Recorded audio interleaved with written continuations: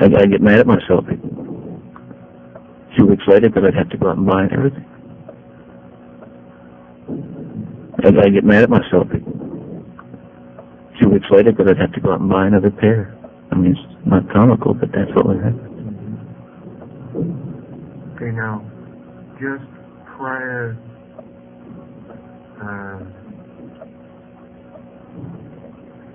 now that you've had a while to think about Georgianne Hawkins, is there something you can tell me about her that probably only you know and we know?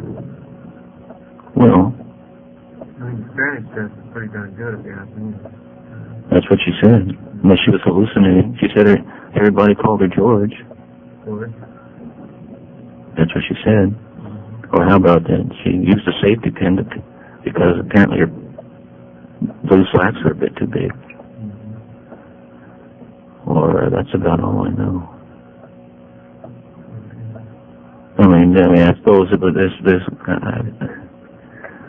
you know, I'm sure there are bits and pieces that'll come back to me, but there wasn't a lot. You know, obviously there wasn't a lot of conversation, but that was that's what comes to mind. Okay. How about the other two sets of names there? Well,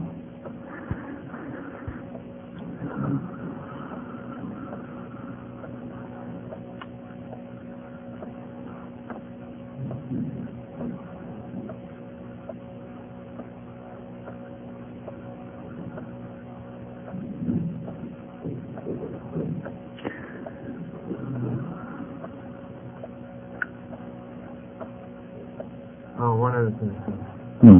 About Georgianne Hawkins.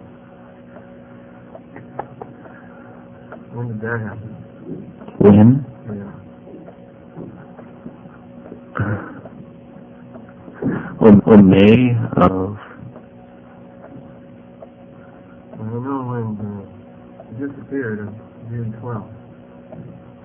Oh, I know when, but I want to know June? this summary. Oh, that. Oh, excuse me. I was thinking of May. See? Memory. Oh, let's see. I'd say about 3 days later. 3 days later. Just, Had you gone back there before that period of time? The next day. The next day. What did you do the next day? Just went back to check out the site, make sure nothing had been left there.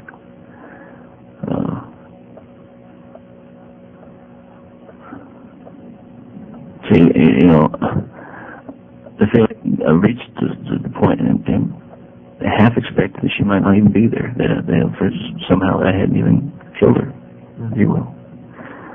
So,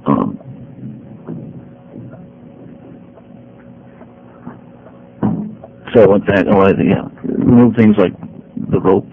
No, I had already done that. Can't remember if I found anything there or not. But I want to make sure. That's what it was. Talk about details coming back. I couldn't find one of the shoes. So I thought it was there. But it wasn't. So I went back. This is the next day. Got on my bicycle, rode back to that little parking lot. I knew there were police all over the place by that time, but I was kind of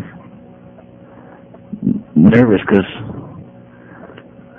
I'll tell you why in a minute, because I'd left and my car had been parked there. So I may have seen it. Now something was found there that might connect me.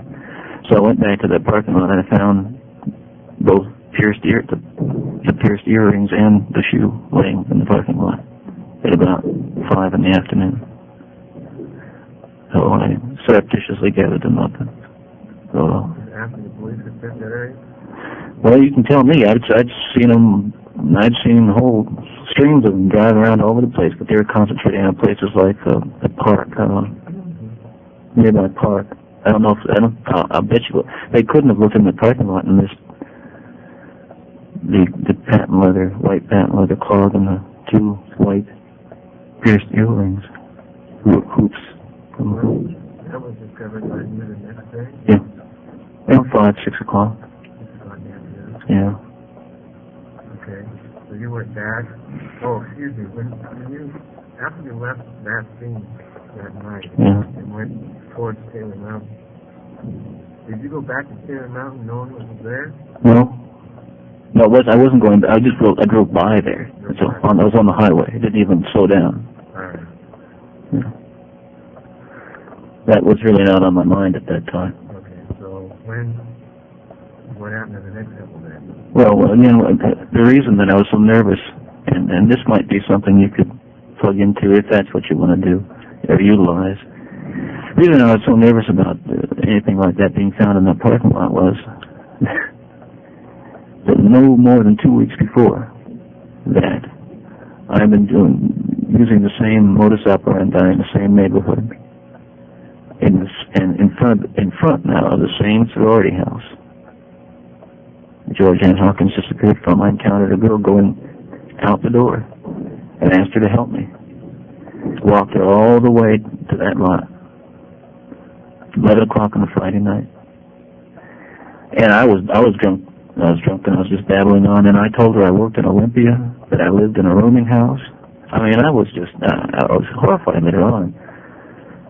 But, So were you drunk when you got pocket? yes, more or less, but yes. That was basically part of the MO at that time, yeah. But I got all the way to the car, and this would happen sometimes, and just said, no, I don't want to do it. I said, thank you, see you later, and she walked away. But after the Hawkins thing, I was, just paranoid as hell that this girl would say, something weird happened to me a couple of weeks ago. This guy came along with crutches and asked me to help him. He took me to a Volkswagen, said he worked up in Olympia and lived here in the University District. How many people could that apply to? So, there you are. Yeah. Okay, how about getting back to going back to that scene? Again? Getting back to going back to that scene. Okay. Well, I went back the next day, and I went back about 3 days later to do that business that we talked about earlier, and went up the roadway with it. It was sort of a crude attempt to disguise the identity or avoid the identification of the remains as such.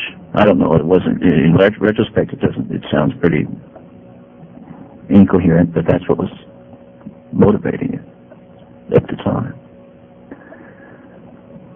And then maybe about a week to 2 weeks later, I went back for a third time. Yeah. What for? Again, just to see what's going on. There's a lot of psychological stuff going on here that we just don't have time for. I mean, we could spend days explaining. There is an aspect here of the possessiveness Bill was talked about, and I'm sure you're familiar with, but the after effects. And this is why I am so keen on the staking out of crime scenes of this type afterwards. Fascination with that, necrophilia, all that. But of course, after in June, after a week, it's what with all the local wildlife, but there's not much left. Were you going back to that scene to commit sex acts? Well, I don't want to talk about that right now. We will talk about it someday, but I don't really have enough to give you the background on that. I want us to work into that.